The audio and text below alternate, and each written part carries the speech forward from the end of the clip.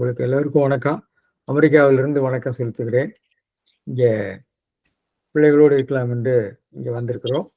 இங்கிருந்து நம்ம ஊர் மாதிரி தான் வெயிலாக இருக்கிறது. அதை விடவே வெயிலாக இருக்கிறது. அ அந்த சூழ்நிலையில இங்க படித்து எழுதிக் கொண்டிருக்கிறதுக்கு நல்ல வாய்ப்பாக இருக்கிறதுனால, பொழுது சிறப்பாகவே செல்கிறது என்று தோன்றுகிறது. பெரிய தொல்லைகள் இல்லை. உங்களோடு தொடர்பு கொண்டு பேசுவது ஒரு பெரிய அ வாய்ப்பாக இருக்கிறதுன்னு நான் சொல்லிக்கொள்ள விரும்புகிறேன். இந்த நம்முடைய நண்பர் குழந்தைவேல் ராமசாமி அண்ணாவை காணோம். அவர்கள் திருக்குறள் பரப்பு முயற்சியில நிறைய ஈடுபட்டிருக்கிறார்கள். அதை பற்றி நம்ம கடைசியில பேசுவோம். இப்பொழுது நான் இந்த உரைக்கு போவதற்கு தொடங்குகிறேன். இந்த உரை உங்களோடு நான் இப்பொழுது பகிர்ந்து கொள்ளலாம் நினைக்கிறேன். உங்களோட பகிர்ந்து கொள்கிறேன்.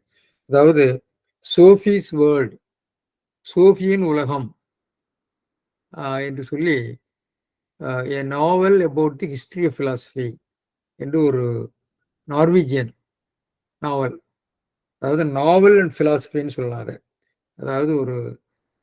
அதாவது இலக்கிய வகைகளெல்லாம் எப்படி வந்து புது உருமாற்றம் கொள்கிறன என்பதற்கு உதாரணம். அதாவது ஒரு பெண் குழந்தை ஒரு ஆசிரியர் பிலாசபி பள்ளிக்கூடத்திலே பிலாசபி இங்கெல்லாம் பள்ளிக்கூடத்திலே பிலாசபி பாடமாக இருக்கிறது. எனவே அந்த குழந்தைகளுக்கு தத்துவத்தை பாட சொல்லிக் கொடுக்கிற ஆசிரியர் அந்த குழந்தையை கேட்பதாக தத்துவத்தை பற்றிய கடிதங்களாக எழுதுகிறது தான் ஒரு நாவல். அதில் மேற்கத்திய தத்துவத்தை எல்லாம் அவர்கள் சுருக்கமாக சொல்லியிருக்காங்க. நான் படிக்கல. அது நம்முடைய சிவகுமார் ஐயா, பேராசிரியர் சிவகுமார் அதை பற்றி போன வகுப்பிலே சொன்னேன். 2011 மொழிபெயர்த்து காலச்சுவடு பதிப்பகத்திலே வந்திருக்கிறது, சோஃபியன் உலகம் என்று சொல்லி. அதனுடைய ஆங்கில புத்தகம் நூலகத்திலிருந்து நேற்று பிள்ளைகள் எடுத்துக்கொண்டு வந்து கொடுத்தார்கள். நான் ஆங்கிலம் கேட்டிருந்தேன். எனவே அறிவை எப்படி கொண்டு செல்வது என்பதற்கு பல்வேறு விதமான முயற்சிகள் நடக்கின்றன. அந்த வகையில் தான் நாம் வந்து இந்த திருக்குறள் பரப்பு பணி என்பது மக்கள் எடுத்து செல்வது என்பது ஒரு வகை பணி. அதுமாதிரி அறிவுத்துறைகளிலே அறிவுத்துறையினுடைய ஒளியோடு அதை விளங்கிக் கொள்வது என்பது ஒரு நம்ம பணியாக இருக்கிறது. அதில் இன்றைக்கு நம்ம தீவினை அச்சத்தை பற்றி பார்த்து கொண்டிருக்கிறோம். வழக்கம் போல திருவள்ளுவர் ஒரு 10 திருக்குறள்ல ஒரு தொடர்நிலை தான் அது. அது வந்து தனிச்செய்யுளாக இருந்தாலும் அதை வந்து நீங்க தனிநிலை செய்யுள், தொடர்நிலை செய்யுள் என்ப தனித்தனி பாகுபாட்டுக்குள்ளே அடக்க முடியுமா?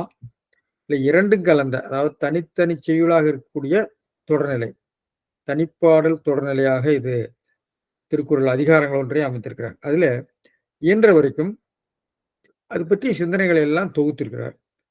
அந்த தொகுக்கிறது ஒரு பெரிய செய்தி. அதாவது ஒரு அறிவை தொகுப்பது என்பது எளிதான செயல் அல்ல. அது பற்றி உள்ள பல்வேறு விதமான அறிஞருடைய கருத்து, இலக்கிய உலகத்தில் இருக்கக்கூடிய முன்னோர் கருத்து, வாழ்க்கை அனுபவங்கள், தன்னுடைய சிந்தனைகள், இவற்றையெல்லாம் தொகுப்புத்தான் நம்ம திருக்குறள் என்று பார்க்கிறோம். அது ஒரு மிகப்பெரிய ஒரு முயற்சி தான். எனவே அதை எப்படி விளங்கிக் கொள்ளும், அதை அவர் மொழிப்படுத்தி இருக்கிறார். அந்த மொழிப்படுத்தி இருக்கிற ஆற்றல், இந்த தமிழை எப்படி ஒரு அறிவார்ந்த மொழியாக அவர் ஆக்கியிருக்கிறார் என்பது மிகப்பெரிய வியப்பு தான். அந்த வியப்புகள் தான் நாம் இந்த இலக்கண ஆராய்ச்சியை செய்து கொண்டிருக்கிறோம் நினைக்கிறேன். இதுல தீவினை அச்சத்துல முக்கியமா நம்ம பார்க்க வேண்டியது தீவினை அச்சம் அந்த என்ன செய்யாமை என்று துறவரவியல்ல ஒரு அதிகாரம் இருக்கு. இதுல வினையை பற்றி 2 கோட்பாடுகள் நமக்கு அடிப்படையாக ஒரு பொதுநிலையில நான் பேசுகிறேன். நுட்பங்கள்லாம் உண்டு. ஒன்று வந்து வினைக்கு வினை செய்பவனே பொறுப்பு என்ற ஒரு கோட்பாடு. அதுல குறிப்பாக சார்வாகர்கள், நம்முடைய சமணர்கள், பௌத்தர்கள், பிறகு வைசியடிகர்கள் என்று சொல்லி, அதாவது மொத்த தத்துவ பொருள்களில் 3 பொருள்களை பற்றி நம்ம இந்திய தத்துவ ஞானத்தில் அதிகமாக பேசுவார்கள். ஒன்று அந்த உயிர், உலகு, கடவுள் என்று சொல்லி. இந்த உயிர் எல்லாரும் ஏற்றுக்கொள்வார்கள். உயிரினுடைய அமைப்பு எப்படிப்பட்டது என்பதில் தான் கருத்து வேறுபாடு இருக்கும். உயிர் என்பது தனியாக இருக்கிறது, பல உயிர்களாக இருக்கிறது என்று சொல்லக்கூடிய ஒரு கருத்து பொது கருத்து. சார்பார்கள் உயிர் என்பது வந்து ஒரு அ ஒரு ரசாயனங்களுடைய சேர்க்கையில உடம்பு என்ற சேர்க்கையிலிருந்து தோன்றக்கூடிய, அதாவது தெளிவாக்கு போட்டால் சிவப்பு உறுதி போல என்று சொல்லி அவர்கள்லாம் சொல்வார்கள். ஆன்மா என்று சொல்லக்கூடிய அந்த உயிர். எனவே உயிர் ஒரு உலகம் எல்லாரும் ஏற்றுக்கொள்வார். உலகம் வந்து கண் முன்னாடி இருக்குது. அதில ஏற்றுக்கொள்ளாதவர்கள் சிலர் இருக்கிறாங்க. நீங்க பார்க்கிறதெல்லாம் வந்து ஒரு ஒரு இதுதான், ஒரு கற்பனை தான். உண்மை இல்லை என்று சொல்லி சொல்லக்கூடிய கருத்து முதல்வாதிகள் இருக்கிறார். ஐடியாலஜி அ அ அ தத்துவம் ஐடியாலஜிக்கல் பிலாசபி இருக்குது. இப்ப இப்ப சங்கரர் போன்றவர்கள்லாம் சொல்றாங்க, நம்ம கண்முன் காண்பதெல்லாம் வந்து வந்து மாயை. அது ஒண்ணும் இல்ல. அது வந்து உருவழி தோற்றம் என்று அவங்க வேற ஒரு நிலையில அத பேசுறாங்க. ம். எனவே வந்து அ உலகு, உயிர், கடவுள். கடவுள வந்து ஏற்றுக்கொள்ளாதவர்கள் நெறைய பேர் இருக்கிறாங்க. ஈவன் வேதங்கள்லயே கடவுள் மறுப்பு தத்துவங்கள் இருக்கின்றன. ச நம்முடைய அ அது என்ன சொல்றது? மீமாம்சகர்கள். மீமாம்சகர்கள் கடவுள் இல்ல அவர்களுக்கு. வேதம் தான் முக்கியம். எனவே அ பிராமண சமயங்களிலேயே கடவுள் மறுப்பு சமயங்கள் உண்டு. எனவே கடவுள் மறுப்பை சொல்லக்கூடியவர்களை நாம் ஒரு எதிரிகளாக பார்க்கக்கூடிய வாய்ப்பு அ தத்துவம் அல்லது சமயங்களை அறிந்தவர்கள் செய்ய மாட்டாங்க. கடவுள் மறுப்பு என்பது அ நம்முடைய வைதிக தத்துவங்களிலேயே கடவுள் மறுப்பு இருக்கிறது. மீமாம்சகர் கடவுள் இல்லைங்கிறாங்க. அதான் உங்களுக்கு அந்த அந்த அ தாருகாவனத்து ரிஷிகளுடைய கதையில அது வரும். அதெல்லாம் கதையா சொல்லுவாங்க. அதே மாரி நம்முடைய இன்றைய தற்கால பெரிய அறிவியல் அறிஞர்களா இருக்கக்கூடியவர்கள்லாம் பார்த்தீங்கன்னா, நம்ம சர் சி.வி. ராமனோ, இன்னும் இருக்கக்கூடிய பலர்லாம் வந்து கடவுளைப் பற்றிய கவலை கடவுள் பத்தி அவர்களுக்கு தெரியாது. ஒரு நாஸ்திகவாதிகள் அவர்கள் தங்களை பிரகடனப்படுத்திக் கொள்றதில்ல. ஆனா கடவுளைப் பற்றி அவங்க கவலைப்படுறதில்ல. ஏ கடவுள் இல்லை என்று சொல்வதனாலேயே ஒரு ஒரு கெட்ட பொருள், ஒரு எதிரி என்ற ஒரு மனோபாவத்தை நாம் உருவாக்கி இருக்கிறார்கள். அது தவறு. அ கடவுளை படைத்தவன் முட்டாள், கடவுள் சொல்றவன் அ காட்டுமிராண்டியனெல்லாம் என்ன எழுதி வச்சிருக்கிறதாக சொல்லி, அது ஏதோ ஒரு ஜட்ஜ் வந்து கூட அதெல்லாம் வந்து மக்களை புண்படுத்துகிறதுன்னு சொன்னார். அதெல்லாம் வந்து ரொம்ப அதிகப்படியான ஒரு வைதிக பார்வையா தான் எனக்கு தெரிகிறது. வைதிகத்திலே கடவுள் மறுப்பு இருக்கிறது. சரி விடுவோம். அப்போ அப்போ இந்த கடவுள் இல்லாதவர்களுக்கு வினை அவன் தான் பொறுப்பு. உயிர் தான் பொறுப்பு. உயிர் தன்னுடைய வினையை தான் செய்து கொள்கிறது. தான் எல்லாத்துக்கும் பொறுப்பு. உன்னை ஆக்குவோனும், அழிப்பவனும் அவன் தான். பொறுப்பு வேற யாரும் அதுக்கு பொறுப்பு கிடையாது. நீ தான் பொறுப்பு. எனவே நீ தீவினை செய்துவிட்டு நீ போய் கடவுள்ட்ட பரிகாரமோ, அல்லது அவருடைய அ அருளை பெற்றோ அதை நீக்கிக் கொள்ள முடியாது என்பது ஒரு ஒரு கருத்து. இது ஒரு கருத்து. கருத்து தான். நம்ம கருத்த பத்தி தான் பேசுறோம். அப்புறம் இன்னொன்று வினையாருக்கு துணை செய்பவன் கடவுள். அவன் கடை ஏன்னா இந்த 2வது கருத்து தான் மக்கள் எடுபடும். நீங்க ஒண்ணுமே செய்ய முடியாது. நீங்க திக்கற்ற காட்டுல நீங்க செய்து வினைக்கு நீ தான் அனுபவிச்சு தான் தீரணும்னு சொன்னா, எல்லாரும் கொஞ்சம் பயந்து போயிருவாங்க. எனவே அவர்களுக்கு துணை இருக்குது அப்படின்னு சொல்லி கடவுளை கொள்ளுகிற போது அப்படிப்பட்ட ஒரு கருத்துக்கு ஆதரவு நெறைய இருக்கும். ஆ ஆனா நம்ம திருவள்ளுவர் வந்து முதல் கோட்பாட்டினர். அதான் அதுல உள்ள பெரிய ஆச்சரியம். திருவள்ளுவர் வினைக்கு நீ தான் பொறுப்பு. நீ பரிகாரமோ மற்றதோ ஒண்ணும் பண்ண முடியாது. அந்த கருத்த தான் இங்க திரும்ப திரும்ப சொல்றாரு. நம்மை காக்கிறதுக்கு யாரும் வரமாட்டார்கள். ஒழுக்கமே செயலே அதற்கு துணை நிற்கும். என்ற ஒரு எதிர்க்குறள நம்ம பார்க்கிறோம். ஏன்னா ஒரு முக்கியமான ஒரு பார்வைன்னு நான் நினைக்கிறேன். பார்த்தீங்களா, ஆழ்வார் நாயன்மார்கள்லாம் பார்த்தீங்கன்னா, நீ பாட்டு தேவாரத்தையும், திருவாசகத்தையும் பண்ணா உங்களுடைய பாவமெல்லாம் போயிரும்ன்னு சொல்லுவாங்க. சீர்மிலி செந்தமிழ் வல்லார் தீவினை யாதுமிலரே. 4வது திருக்குறள். சென்றிருந்து தீவினைகள் தீர்த்த தேவதேவனே. நம்முடைய என்ன ஆழ்வார் அவர் திருமழிசை ஆழ்வார் பாட்டு. செந்தினம் தீவினை தீர்க்கும் நெய்த்தான திருந்தவனே அப்பர். இப்படி நிறைய பாடல்கள் இருக்கு நான் சொல்ல. அதாவது இந்த கருத்து நிலைகள், இந்த நிலைகளுக்கு தான் அதிகம் செல்வாக்கு இருக்கும். நீங்க வந்து கோயிலுக்கு போனா, அல்லது வந்து பாவம் செய்துட்டு, திருப்பதியில போய் உண்டியல்ல பணத்த போட்டுட்டா நமக்கு எல்லாம் தீர்ந்து விடும் என்று சொல்லக்கூடிய, அது மாரி ஒரு ஒரு வழி சொல்லக்கூடியவர்கள் பின்னாடி தான் நெறைய பேர் போவாங்க. திருவள்ளுவர் வந்து நம்மை அ நம்முடைய தற்சார்பை, சுயமரியாதையை நம்ம உயர்த்தி பிடிக்கிறார். ஏன்னா அது அப்படிப்பட்ட குறள்கள தான் 2 நம்ம பார்க்க போகிறோம். ஈவன் பகவத்கீதையில கூட சொல்லுது. கடமையை செய்வதற்கு கடமையை செய். உனக்கு அதுல ஒண்ணும் உரிமை கிடையாது. இத நான் பார்த்துக்கிறேன். பல இடங்கள்ல சொல்றாரு. அது வந்து ஒரு ஒரு பாப்புலர் ரிலிஜன்ல ரொம்ப முக்கியம். அப்பதான் அது வந்து அவருக்கு பின்னாடி எல்லாரும் போவாங்க. எல்லா சமயத்துக்கும் உள்ளதுதான். அதனால தான் பாருங்க, நாலடியார்ல ஒரு பாட்டு இருக்கு. "பல்லாவுள் உய்த்துவிடினும் குழக்கன்று வல்லதாம் தாய்நாடிக் கோடலை தொல்லைப் பழவினையும் அன்ன தகைத்தே தற்செய்த கிழவனின் ஆடிக்கோளுக்கு. சரி, நீங்க செய்த வினையை உங்களை வந்து எப்படி பிடிக்கும் அப்படின்னு சொன்னா, எப்படி வந்து இந்த பல அ பசுக்கூட்டத்துக்குள்ளே இந்த கன்று, இளங்கன்று தன் தாயை தேடிச் சென்று பால் குடிப்பதைப் போல, இந்த வினை உங்களை நாடி வந்து பிடித்துக் கொள்ளும் என்று ஒரு உவமை சொல்லியிருக்கிறாரு. அம் அப்புறம் அது நம்முடைய சிவசிந்தாமணியில ஒரு பாட்டு வருது. அது ஒரு ஒரு கருத்து விளக்கத்துக்காக அத சொல்கிறேன். "அறவிய மனத்தராகி ஆருயிர்க்கு அருளைச் செய்யின், பறவையும் நிழலும் போல பழவினை உயிரோடு ஆடி, மறவி ஒன்றானுமின்றி மனத்தே சுரக்கும் பால, கறவியின் கரக்கும் தம்மால் காமுறப்பட்ட எல்லாம். பறவையும் நிழலும் போல பழவினை உயிரோடு ஆடும்." பறவை கூட நிழல் வர்றது போல, இந்த பழவினைகள் உங்களோட வரும்னு அது சொல்லியிருக்காரு. அந்த கருத்து தான் நம்ம இங்க பார்க்க போறோம். அதனால தான் இதுக்கு சொன்னேன். ஆனா தீவினை பயனை அனுபவித்து தான் தீர வேண்டும். எனவே எச்சரிக்கையாக இருக்க வேண்டும். இந்த 2யும் சொல்றது இந்த 2 திருக்குறள். அதற்கு அடுத்த 2 திருக்குறள்ல அதுக்கு வழி சொல்றார். "நீ தன்னை காத்துக்கொள்ள வேண்டும். உனக்கு மேல உனக்கு அன்பு இருந்தால், நீ தீவினையின் பால் செல்லாதே" என்று சொல்லி அவர் வந்து நீதான் அதை தற்காத்துக் கொள்ள வேண்டும் என்று சொல்கிறாரே ஒழிய, அவர் அந்த பரிகாரமோ, கடவுளோ இல்ல. நீங்க உடனே கேட்கலாம், "இருள் சேர் இறைவனையும் சேரா, இறைவன் பொருள் சேர் புகழ் புரிந்தார் மாட்டுங்கிற" இடத்துல, இறைவன் பொருள் சேர் புகழ் அப்படிங்கிறது, அந்த அ அடியார்கள் இறைவன் இறைவன் அந்த சொல்லக்கூடியது கடவுள் இல்ல. அந்த இடத்துல வந்து தீர்க்கதரிசிகள் அல்லது தீர்த்தங்கரர். தீர்த்தங்கருடைய வாழ்க்கையை, அவருடைய வாழ்க்கை முறையை நாம் ஆராய்ந்து, அதன்படி அந்த ஒழுக்க நெறியிலே நின்றால், இந்த 2ம் வராது. நல்வினையும் வராது, தீவினையும் வராது என்று சொல்லி அது அது வேற நிலையில் உள்ள விளக்கம். அது இந்த விளக்கமாக நாம் போட்டு குழப்பிக் கொள்ளக்கூடாது. எனவே, அங்க கடவுள் தலையீடு இல்ல. அங்க வந்து அந்த ஒழுக்க நெறி நிற்றலைத்தான் சொல்றார். பொய்தீர் ஒழுக்க நெறி நிற்றலைத்தான் அங்கே இருள் சேர் இருவயம் சேரா இறைவன் பொருள் சேர் புகழ் புரிதல் என்பது அந்த இறைவன் அதாவது அந்த அவனுடைய வழியில நிற்கிறது தான் சொல்றார்.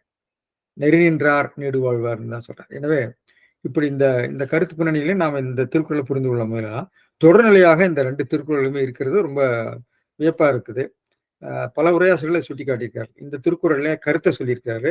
அடுத்த திருக்குறள்ல எடுத்துக்காட்டு சொல்லியிருக்காரு என்று சொல்லி. எனவே என்ன என்று நாம் பார்க்கலாம். முதல் திருக்குறள், "எனைப்பகை உற்றாரும் உய்வர், வினைப்பகை வீயாது பின் சென்று அடும்." எனைப்பகை உற்றாரும் உய்வர், வினைப்பகை வீயாது சென்று அடும். உங்களை விடாது. நான் முன்பே சொன்னேன், ஒரு முன்னுரையில சொன்னேன். இப்படி இந்த குழக்கன்று ஆவை தன் தாய்ப்பசியை தேடிக்கொண்டு போகுமோ, அதுபோல அந்த வினைப்பகை வீயாது உங்களை விடாது பின் சென்று உங்க கூடவே பின்பக்கமே வந்து அடும், உங்களை கொல்லும். அது அடுத்தது எப்படின்னா, எப்படி நிழல் ஒருவனுடைய நிழல் அவன் கீழவே இருந்து கொண்டு வருவது போல, இடையறாமல் நிற்பது போல இந்த வினைப்பயன்கள் நம்மோடு இருக்கும். அதனால நாம் செய்த இந்த வினைகளிலிருந்து தப்ப முடியாது. எனவே நல்வினையை செய்ய வேண்டும், நல்லது செய்ய வேண்டும், பிறருக்கு தீங்கு செய்யக்கூடாது என்ற ஒரு கருத்தை சொல்லியிருக்காங்க. பார்ப்போம். மனக்கோடூர் என்ன சொல்றோம்? எனைப்பகை. எனைப்பகைன்னு எவ்வளவு பெரிய பகைன்னு அர்த்தம். ஆனா எல்லா பகையும்ங்கிற எனைப்பகை எல்லா பகையும் உற்றார்க்கும். உற்றார்க்கும்னா உற்றாரும் அப்படின்னு எழுதியிருக்காரு. உடையார்னு பின்னாடி பரிமேலழகர் சொல்றாரு. எந்த எவ்வளவு பகை உடையவர்களும் உய்வர், அவர்களுக்கு உய்தி உண்டாகும். உய்தி என்று சொன்னால் தப்புதல் உண்டாகும். ஆனால் தீவினையாகிய பகை, வினையாகிய பகை, வினையாகிய பகை வீயாதுன்னு வீதல் அப்படின்னு சொன்னால் 2 பொருள் இருக்கு அடிப்படையில. ஒன்று வந்து நீங்குதல் என்ற ஒரு பொருள், இன்னொன்று இறத்தல் என்ற பொருள் இருக்கு. நீங்காது. அது கொல்லுதல், வீத்தல் என்ற பொருள் இருக்கு. நம்ம அதை பார்க்க போறோம். இந்த இடத்துல வீயாது என்பது அழியாது என்ற பொருள் இல்லை, விடாதுன்னு அர்த்தம். இப்ப இந்த பொருள் எங்கே இருக்கிறது என்பதற்கு பரிமேலழகர் போன்றவர்களை யோசித்து தங்க இலக்கியத்திலிருந்து அதுக்கு எடுத்துக்காட்டு கொடுக்குறாங்க. நம்ம பார்க்க போறோம். வினைப்பகை வீயாது பின் சென்று, பின் செல்லுதல்ங்கிற ஒரு சொல்லா எடுத்துக்கொள்ள வேண்டும். பின் செல்லுதல் என்பது ஒன்றை ஒன்றன் பின் நடத்தல், ஒன்றன் பின் அசைந்து செல்லுதல் என்ற பொருள். பின் செல்லுதல் என்று சொன்னால் அது அந்த பின் என்பது ஒரு முன்னொட்டு போல வந்து அது வந்து சமஸ்கிருதத்துல உபசர்க்கம்னு சொல்லுவாங்க. நமக்கு உபசர்க்கம் கான்செப்ட் இல்லைனாலும், ஆனால் உபசர்க்க வடிவங்கள் பின்பற்று போன்றவற்றில உபசர்க்கமாக தான் வருகிறது. பின் கூட்டல் பற்று. அதாவது இந்த தொகை வினை வடிவங்கள்ல அப்படி வரும். ஆனா இதெல்லாம் நம்ம இலக்கணங்கள்ல தெளிவாக வந்து நம்ம பழைய இலக்கணங்கள்ல ஆராய்ந்து சொல்லப்பெறவில்லை. பிற்கால இலக்கணங்களிலும் இல்லை. நாம் தான் இந்த இலக்கணங்கள் எல்லாம் இப்ப எழுதிக் கொண்டிருக்கிறார்கள். மொழியியலாளர்கள் எழுதுகிறார்கள். அதை விரிவாக எழுத வேண்டும்.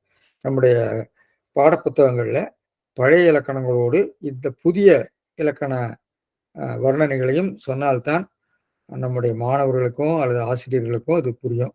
குறிப்பாக செவ்வியல் இலக்கியங்களை படிக்கக்கூடிய நேரத்துல குறிப்பாக ஆசிரியருக்கும் மாணவர்களுக்கும் துணை செய்யக்கூடிய ஒரு நல்ல இலக்கணங்கள் நமக்கு இன்னும் வரணும். அதாவது பயில்முறை இலக்கணங்கள் வர வேண்டும். நிறைய தனித்தனியா எழுதியிருக்கிறாங்க. ஆராய்ச்சி கட்டுரைகள் எழுதியிருக்காங்க. புத்தகங்கள் வந்திருக்குது.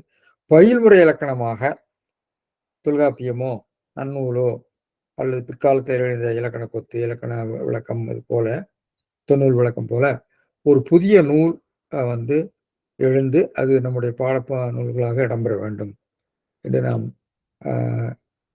கருதுகிறோம். அப்படி செய்தால்தான் நம்முடைய ஆசிரியர்களுக்கும் மாணவர்களுக்கும் இதெல்லாம் விளங்கிக் கொள்வது இன்னும் தெளிவாக, அதாவது இதை நாம் இன்னும் உயர்நிலையிலே விளங்கிக் கொள்வதற்கு துணையாக இருக்கு. இதை பின் செல்லுதல் என்று சொன்னால் புக்குழி புக்கு அப்படிங்கிற பகை நீங்காது என்றும் புக்குழி புகுந்து கொள்ளும். பின் செல்லுதுன்னா புக்குழி புக்கு போற இடத்துலலாம் போய் டு ஃபாலோ அப்படிங்கிற ஆங்கிலத்தில் சொல்லட்டு. அப்ப இந்த புக்குழி புகுந்துங்கிறது நம்முடைய சிவசிந்தாமணியில் உள்ள திருத்தக்கதேவருடைய சொல்லாட்சி.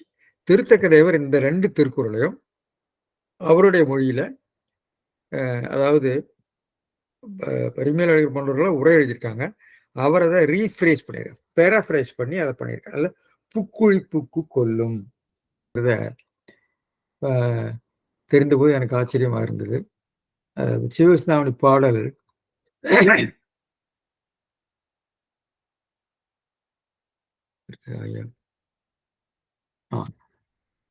திருக்குறளின் மறு ஆக்கமாக வருகிறது.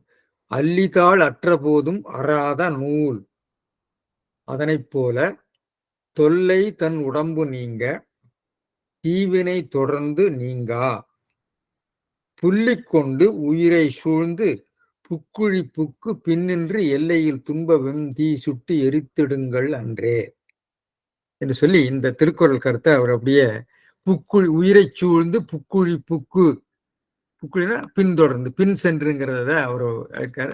அதை படிச்சிருக்காங்க நம்ம உரையாசிரியர்கள். அதான் பெரிய அந்த அல்லூஷன் அந்த தொடர் எப்போ எங்கிருந்து வந்துன்னு சொன்னா சிவகிருஷ்ணாவிலிருந்து வந்திருக்கு. ஏன்னா அந்த உரையாசிரியர்கள்லாம் அதுக்கு பின்னாடி வந்தவங்க தான்.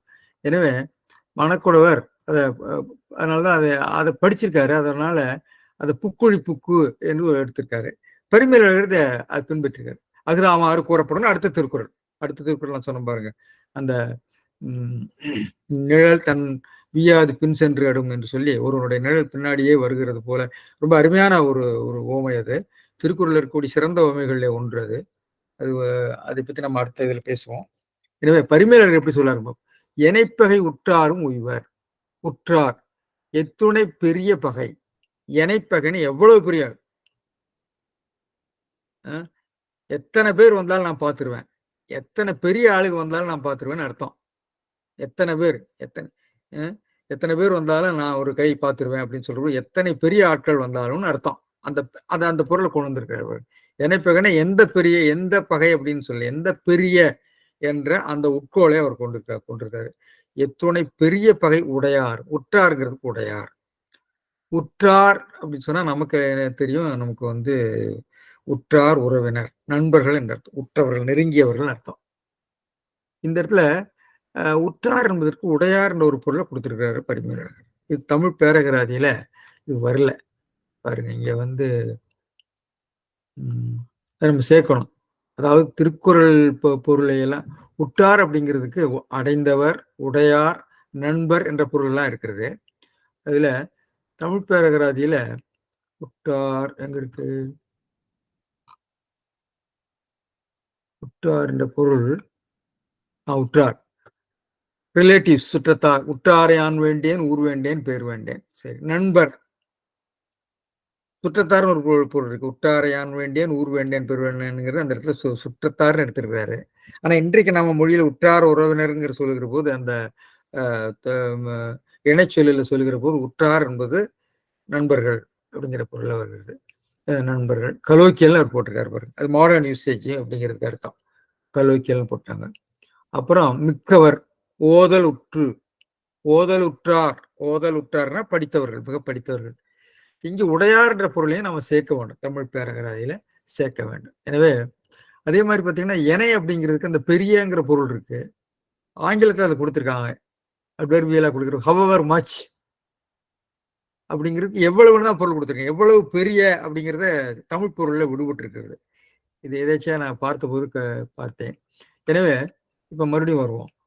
பரிமையாளர் எத்துணை பெரிய பகை உடையாரும் உடையார் அப்ப உற்றார் என்பதற்கு உடையார் என்ற ஒரு பொருள் திருக்குறளிலே இருப்பதாக பரிமையாளர் கண்டிருக்கிறார். இது அகராதியிலும் வேற வேண்டிய பொருள் தான். என்றால் வேறு இடங்களிலே அது வருகிறத பார்த்தேன். வேற சில வழக்குகளையும் பார்த்தேன். அதனை உருவாற்றால் தப்புவர். இங்கதான் இது ஒரு பிரச்சனைக்குரிய சொல்லா இருக்கிறது. உற்றாரும் உய்வர், உய்வேன், உய்வேன தப்புவேன், நான் அதிலிருந்து தப்புவேன், அதற்கு தப்புவேன் என்று செய்யப்படுபொருள் குன்றிய வினையாகத்தான் இன்றைக்கு நாம் பயன்படுத்துறோம்.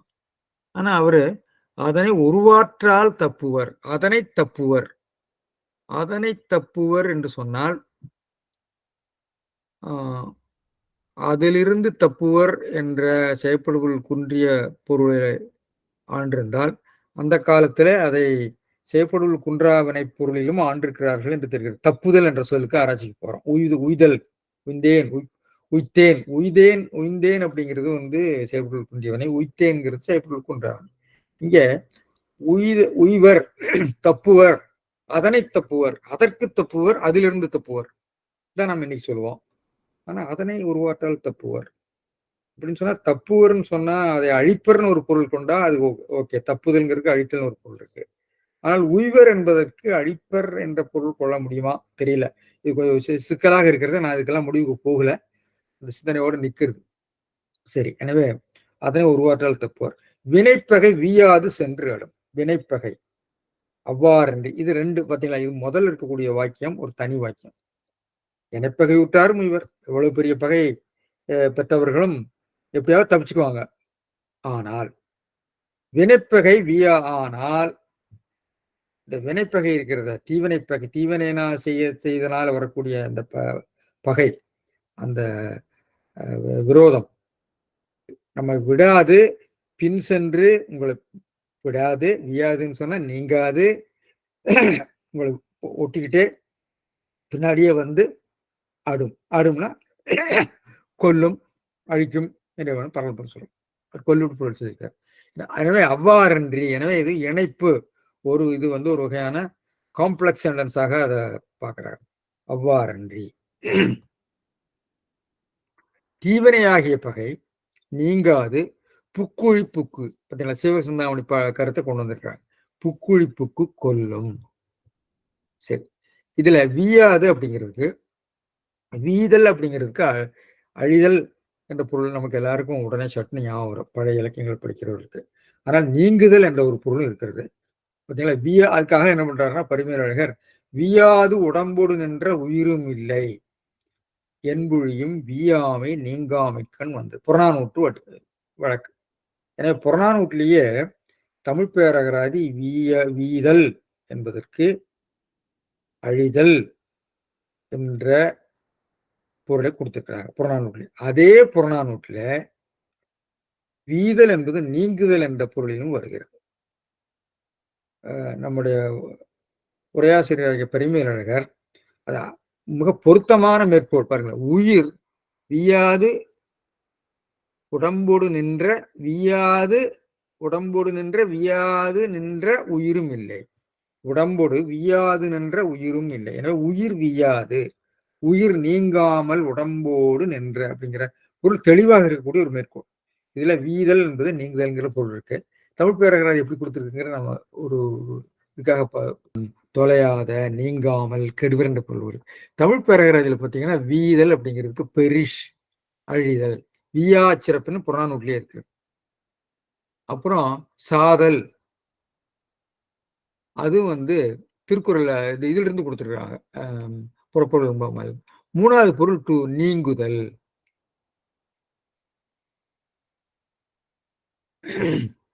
இந்த பொருள் சேர்க்கல, சேர்க்கணும். துள்ளி நீங்குதல் வினைப்பகை வியாது சென்று அடும் என்ற பொருள் அங்கே இல்லை. வியாது உடம்போடு நின்ற உயிரும் இல்லை என்று பரிமையாளர் காட்டும் எடுத்துக்காட்டே இருக்குது, அதில் சேர்க்கவன். அதாவது இந்த திருக்குறளை நீங்குதல் என்பதற்கு கொடுத்திருக்கிறார்கள். ஆனால் அந்த இடத்துல திருக்குறளுக்கு முன்பே உள்ள புறநானூற்று எடுத்துக்காட்டு, பரிமேலழகரே எடுத்துக்காட்டு என்ற வியாது உடம்போடு நின்ற உயிரும் இல்லை என்பதையும் சேர்க்க வேண்டும் என்று பார்க்கிறோம்.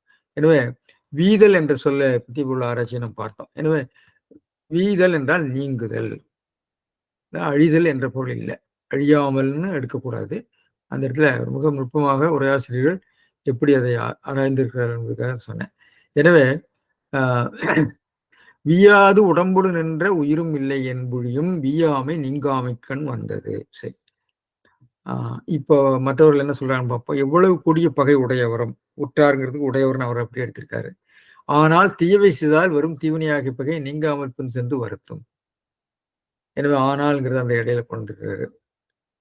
புலியூர் கேசியன் போன்றவர்கள்லாம் பகையோ தீவினையாகிய பகையோ என்று சொல்லி ஒரு பிறநிலை விவகாரத்தை போட்டு அந்த வாக்கியத்தை அமைத்திருக்கிறார். பின்பற்றி பின்பற்றி பின் சென்று பார்க்கிறோம். எவ்வளவு பெரிய பகை பெற்றவரும், உற்றார், பகை உற்றார் அப்படிங்கிறது பெற்றவர், உடையவர் என்ற பொருளை அவரும் கொண்டிருக்காரு. ஒருவர் நேரடியான பகைக்கு தப்பி வாழ முடியும். பகைக்கு தப்பின்னு எழுதியிருக்காரு கருணாநிதி. அதான் இன்றைய மொழியில் எழுதியிருக்காரு, பகையிலிருந்து தப்பி. பகையை தப்பின்னு நாம பெருமையில் எழுதியிருக்காரு. அது ஆராய வேண்டியதாக இருக்கிறது. ஆனால் அவர் செய்யும் தீய வினைகள் பெரும் பகையாகி அவரை தொடர்ந்து, அந்த பின் செல்லுங்கிறது தொடர்ந்து. எனவே பின் செல்லுங்கிறது ஒரு சொல்லாக தமிழ் பேரகராஜையும் தனி பதிவாக கொடுத்திருக்கிறது. எனவே என்னுடைய வாக்கிய அமைப்பை பார்க்கலாம். இணைப்பகை உற்றாரும் உய்வர். சரி, அவ்வாறன்றி வினைப்பகை வியாது பின் சென்று அடும். இதான் என்னுடைய வாக்கிய அமைப்பு. இதுல அந்த அவ்வாறன்றி என்பது இந்த திருக்குறளில் இல்லை. அதை நாம் இட்டு நிரப்பிக் கொள்ள வேண்டும். அது ஒரு வாக்கிய விகாரமாக, உரைக்கோவை விகாரமாக இருக்கிறது. இதில் நான் முன்பு சொன்ன மாதிரி இணை என்பது எத்துணை பெரிய, எத்தனை பேர் வந்தாலும், எவ்வளவு பெரிய ஆளுங்க வந்தாலும், எவ்வளவு நிறைய பேர் வந்தாலும் என்ற ஒரு மிகுதியை குறிக்கக்கூடியதாக ஒரு பொருளும் உண்டு. அதுக்கு பகை, உற்றார், உடையார். சரி, அதனை உருவாற்றால் தப்புவர், விடுபடுவர் என்ற பொருள். அப்போ தப்புவர் என்பது அதனை தப்புவர் என்று சொன்னால் அதனை அழிப்பர் என. தப்புங்கிறது பல உப்புரி சொல்லாக இருக்கிறது தமிழ் பேரகர்கள். தப்புங்கிறது பல பொருளை வந்திருக்கு பாருங்க. தப்பு அப்படிங்கிறது தமிழ் பேரகராதியில தப்புதல், தவறுதல் அப்படிங்கிற ஒரு பொருளை வருது. தப்புதல்னா தவறுதல்னு ஒரு பொருள் இருக்கு. அப்புறம் இன்னொரு இதில் பார்த்தீங்கன்னா அது டிரான்சிட்டிவா வர்றப்போ இல்லை இன்னும் வந்து தபு அப்படிங்கிற இறத்தல்ங்கிற பொருளை வருது. அது பழைய, அது வந்து சமஸ்கிருதத்துல வந்ததுன்னு ஒரு ஒரு கருத்து உண்டு அதுக்கு. அதே மாதிரி உருதுல இருந்து கூட வந்திருக்குது. உருது வந்து தப்பு, அதாவது இந்த துணியை தப்புறான்னு சொல்றாங்க இல்லையா, தப்புதல் அப்படிங்கிறது இருக்கு. பாருங்க, 4வது பொருள் சீலை துவைத்தல். நாபதனை தப்பினால் நம்மை எது தப்பாதோ. தப்னா, தப்னா, தப்னா என்ற to beat on a stone as in a washing clothes. அப்போ நம்முடைய அந்த சந்தக கவிகள் இரட்டை புலவர் பாடி, அப்பிலே தூய்த்திட்டு அடுத்து அடுத்து நாம் அதனை தப்பினால். அப்புனா தண்ணீர்ல தோய்த்து விட்டு அடுத்தடுத்து நாம் அதனை தப்பினால், அதை அடித்தால் நம்மை எது தப்பாதோ, நம்மை அது தப்பாதோ. நம்மை அது தப்பா, நம்மிடமிருந்து தவறி போகுமா, நம்மை அது அடிக்குமா, தப்பாதோ. இப்புவியில் இக்கலிங்கம் போனாலும் ஏகலிங்க மாமுதிரை சொக்கலிங்கம் உண்டே துணை என்ற பாடலை அவர் கொடுத்துருக்காங்க தமிழ் பேரகராஜில். எனவே இந்த தப்பு என்பது ஒரு ஆராய்ச்சிக்குரிய ஒரு சொல்லாக இருக்கிறது என்று சொல்லி மட்டும் நிறுத்திட்டே இருக்கு. நான் ரொம்ப ஆராய்ச்சிக்கு நான் போகல. எனவே சொல்லடைவுல சொல்லியாச்சு, எனை சொல்லியாச்சு, உற்றார் சொல்லியாச்சு. உய்தல் உய்தல் வந்து உங்களுக்கு செய்பொருள் குன்றிய வினையாகத்தான் வருகிறது. ஆனால் தப்புதல் என்ற ஒரு பொருள் இருக்கிறது. சார்புடையராயினும் உய்யார் தப்பார் என்று திருக்குறள் கொடுத்திருக்காரு. என்று செய்யப்படுபொருள் குன்றா பொருள் தான் கொடுத்திருக்கிறாரு. அதனை தப்பார் என்று பரிமேலழகர் இந்த இடத்துல கொடுத்திருக்காரு. அங்க வந்து குன்றிய வினை தான் கொடுத்தாரு. இத்தப்புதல் என்ற செய்யப்படுபொருள் குன்றா வினையாக இக்குறளையும் அதை ஒட்டி தமிழ் பேராகவும் அமைக்கப்பட்டுள்ளது. இன்றைய வழக்கும் அத்தகையதே. எனவே பரிமேலழகர் எங்கு அதனை ஒருவாற்றால் தப்புவர் என்ற செய்யப்படுபொருள் குன்றா வினைப்பொருள் தந்துள்ளார். தமிழ் பேரகராதி பொருள் 9 கண்ட பொருளில் வந்ததா எனின் அக்காலத்தில் அது வழங்கியது போலும், அல்லது அது அழித்தல் பகையை அழித்தல் என்ற பொருள் வந்தது என கொள்ளலாம். மேலும் குறள் மொழியில் காணப்படும் உய் வடிவங்கள் பொருள் பொழுதும் தமிழ் பேரகராதி வர இருக்கவில்லை. உய் அப்படிங்கிறதுக்கு திருக்குறள்ல வந்திருக்கிற பல பொருள்களும் தமிழ் பேரகராதியிலே வரவில்லை என்பதை கவனித்தேன். அதை நான் உங்களுக்கு சுட்டி காட்டிருக்கேன். பின் செல்லுதல்ங்கிறது தனி வடிவமாக இருக்கிறது. அது திருக்குறள் இருந்து கொடுத்துருக்காங்க. இது வந்து பின் செல்லுதல் என்பது பின்னாடி அவனுக்கு பின் செல்லுதல் அப்படின்னு சொன்னா அந்த இடத்துல வந்து தனிச்சொல்லா எடுக்கணும்னு அவசியம் இல்லை. 7 அடி பின் சென்றார்னா அதுக்கு வேற பொருள். ஆனா ஒருத்தரை ஃபாலோ பண்றது அப்படின்னா புக்குழிப்புக்கு போகுந்தோறும் போகுதல் அப்படிங்கிற பொருளை வர்ற போது அது தனிச்சொல்லாக எடுக்க வேண்டும் என்று பார்க்கிறோம். இது வந்து இந்த ஆராய்ச்சிக்கு ரொம்ப நாம போக வேண்டாம்.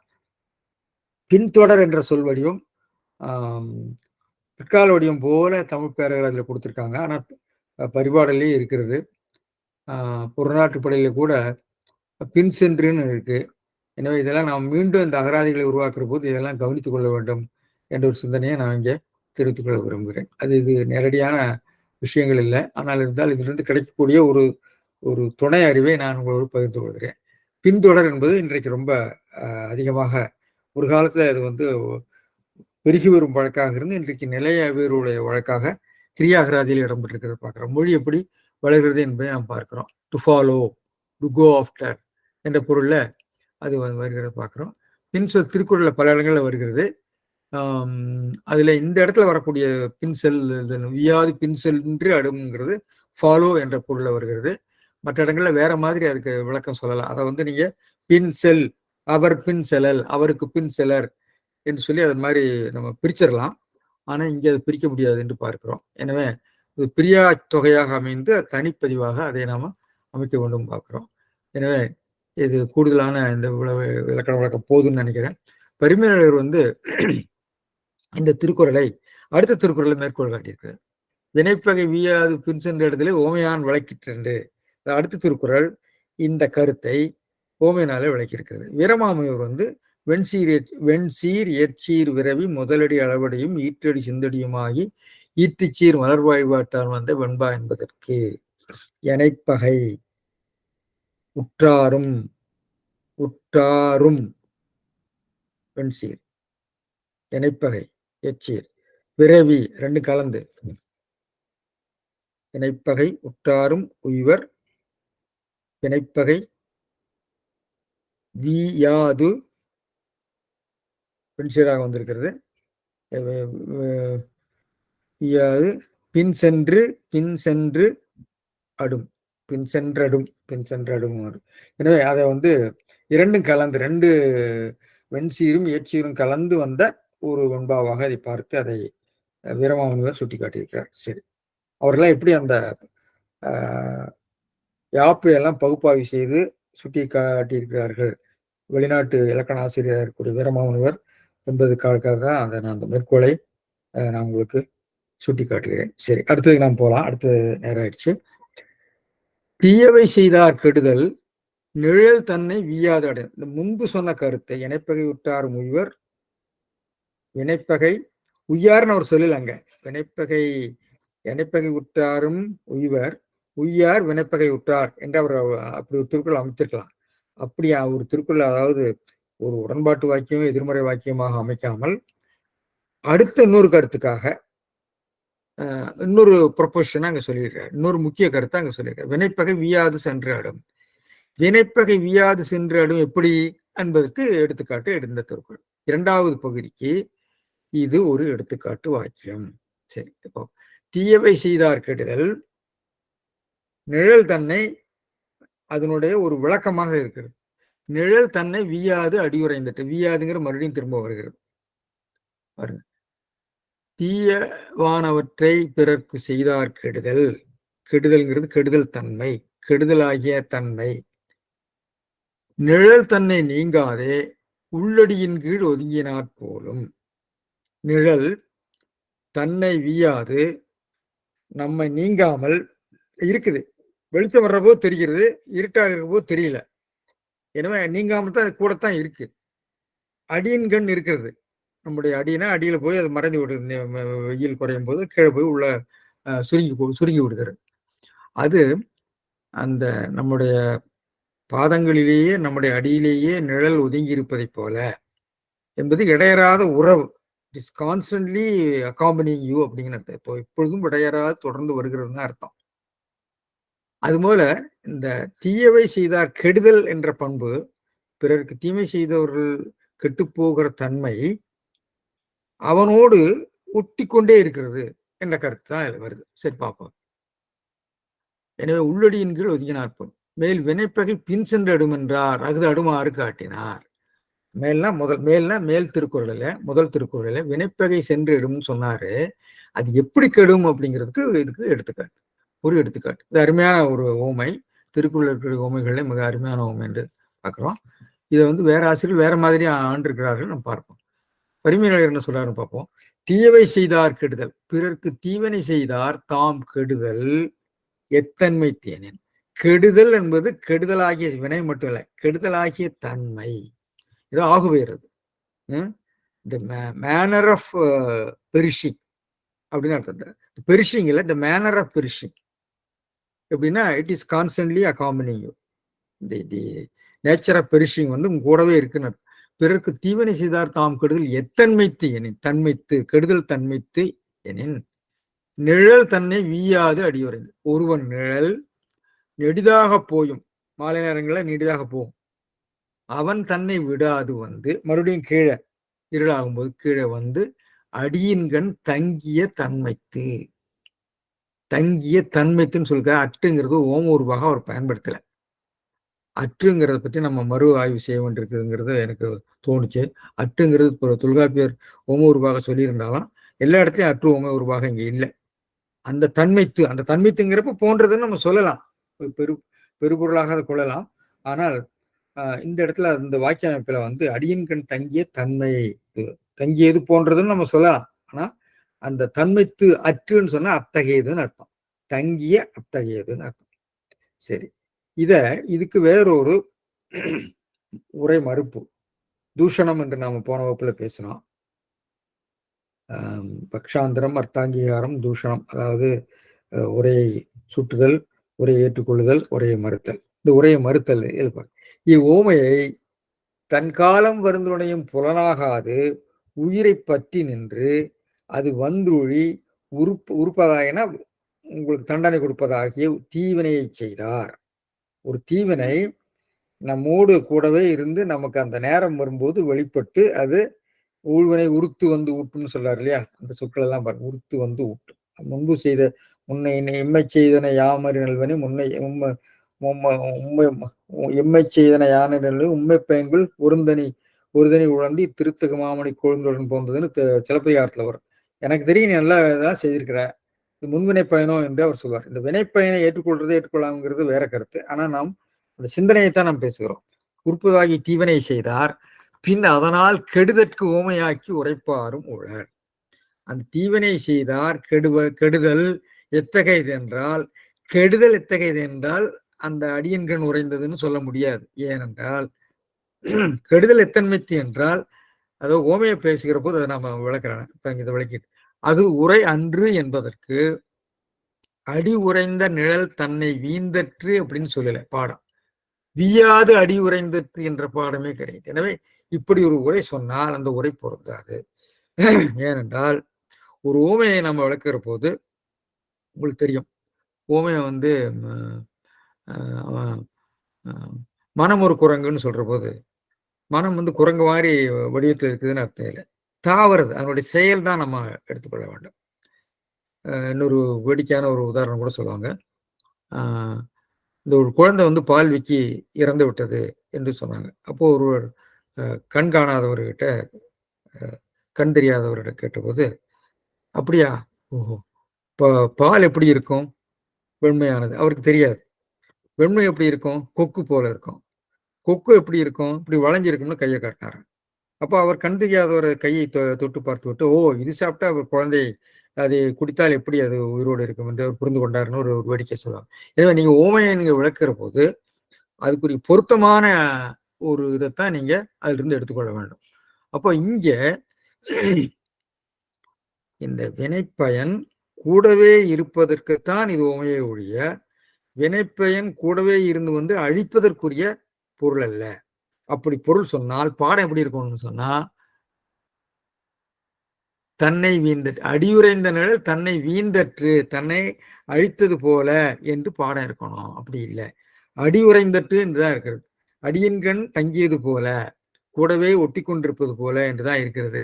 எனவே அந்த உரை மறுப்பு தப்புன்னு சொல்லி மறுத்திருக்காரு. அது யார் அது அப்படி பொருள் எழுதியிருக்காங்கன்னு தெரியல. மேல் வியாது பின் சென்று அடும் மேல முன் திருக்குறள். அதனை உவமையால் விளக்கினார். எனவே முன் திருக்குறளுக்குரிய ஒரு விளக்கமாக இந்த உவமையை அமைத்திருக்கிறார் என்று சொல்லியிருக்கார். இதுல தீய செயல்களை செய்தவர் கேட்டை அடைதல், ஒருவரோட நிழல் அதனை விடாமல் வந்து அடியில் தங்கியிருத்தலை போன்றது. கேட்டை அடைதலாகிய தன்மை, கேட்டை அடைதலாகிய உறுதித்தன்மை அப்படின்னு இருந்தா தான் சரியாகும்.